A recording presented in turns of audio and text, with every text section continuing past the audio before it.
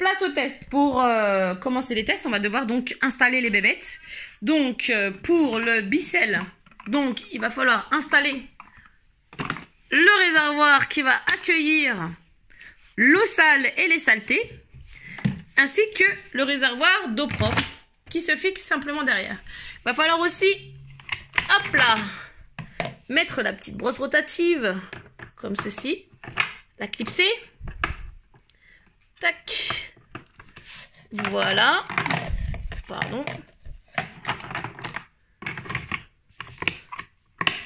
Voilà, donc là, notre machine est prête pour bosser.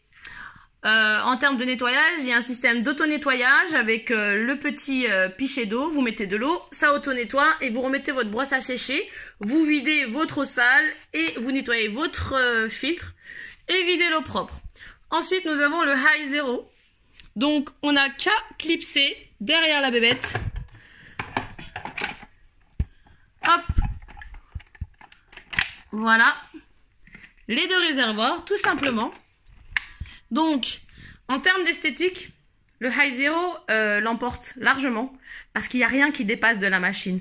Là, vous voyez, il y a toutes les brosses à l'extérieur qu'il faut laisser sécher, alors que le High Zero est doté d'un système auto-nettoyant en permanence et vous n'avez pas ni à sécher la brosse, ni à faire quoi que ce soit à part vider le réservoir d'eau sale, le réservoir d'eau propre, mais aussi le compartiment à saleté solide.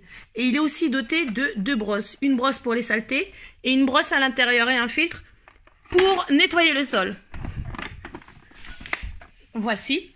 Et pour le Tineco, vous avez donc à clipser tac, votre réservoir qui va accueillir donc l'eau sale et les saletés et à clipser le réservoir d'eau propre. Voilà. Donc nos machines sont prêtes. Alors pour le Tineco, même chose que le Bicel, vous avez un système d'auto-nettoyage de la brosse. Donc on va mettre la brosse bien entendu. Et ensuite il faudra vider les deux réservoirs, eau sale, eau propre. Et laisser sécher la brosse à l'extérieur pour éviter les mauvaises odeurs. Donc le Tineco pour moi est similaire au Bicel. C'est exactement la même chose, sauf que l'un sera peut-être doté de plus de technologie en termes de nettoyage, plus petit, plus léger, plus silencieux. Voilà.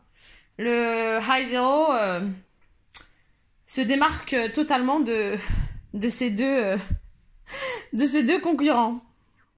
Petit clin d'œil, alors c'est une vidéo que j'avais en attente, que je devais publier depuis. Je la publie aujourd'hui car aujourd'hui j'ai eu un commentaire qui me disait que, et je vous remercie du commentaire, que l'entretien du High Zero est fastidieux. Alors pour répondre à ce commentaire, c'est plus simple par oral tout simplement. Alors l'entretien du High Zero n'est pas du tout fastidieux, simplement le High Zero est doté de nouvelles technologies, c'est un robot vraiment futuriste et il faut s'adapter au High Zero. Malheureusement, beaucoup n'ont pas su s'adapter au High Zero et le trouvent compliqué. Mais non, au quotidien, il n'y a rien à faire.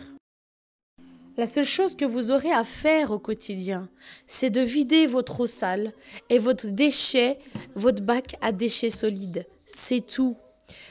Alors que pour les deux autres robots aspirateurs laveurs, le Bicel et le Tineco, vous devez non seulement vider l'eau sale, mais vous devez aussi laver votre brosse, même s'il y a des systèmes d'auto-nettoyage, mais vous devez le mettre en route. Vous devez aussi faire sécher vos filtres et tout mettre à l'extérieur à sécher. Et ça, c'est une contrainte considérable qui, grâce au High Zero, dans mon quotidien à moi, n'existe plus. Et grâce à cet entretien simple du High Zero, fini les mauvaises odeurs. Et ça, c'est vraiment un aspect qu'on oublie. Le High Zero n'a pas de brosse ni de filtre à faire sécher. Il n'a aucune sortie d'air, contrairement aux deux autres robots aspirateurs-laveurs. Le Bicel et le Tineco ont une sortie d'air quand vous l'utilisez. Et il suffit que vous ayez mal lavé ou mal laisser sécher vos brosses et vos filtres pour avoir des mauvaises odeurs ou des bactéries ou qui s'échappe dans votre air. Alors que pour le High Zero, il est doté d'une telle technologie que vous n'avez plus cet inconvénient. Fini les mauvaises odeurs avec le High Zero, car il n'a pas de brosse à nettoyer, car sa brosse s'auto-nettoie en permanence. Vous n'avez qu'à vider l'eau sale et vider le bac à déchets solides après chaque utilisation. Tout simplement. C'est le seul entretien qu'on vous demande. Donc pour moi, non. Le High Zero n'a pas d'entretien fastidieux. Je ne travaille pour aucune de ces marques. Simplement, je suis une maman qui a été conquise et qui aime son robot aspirateur-laveur. Aussi, la seule chose que vous aurez à faire, une fois par semaine, et je vous le montre très bien à travers une vidéo qui s'appelle High Zero, l'entretien hebdomadaire, vous devez, une fois par semaine, vérifier votre baguette filtre. C'est une baguette filtre qui filtre donc les déchets.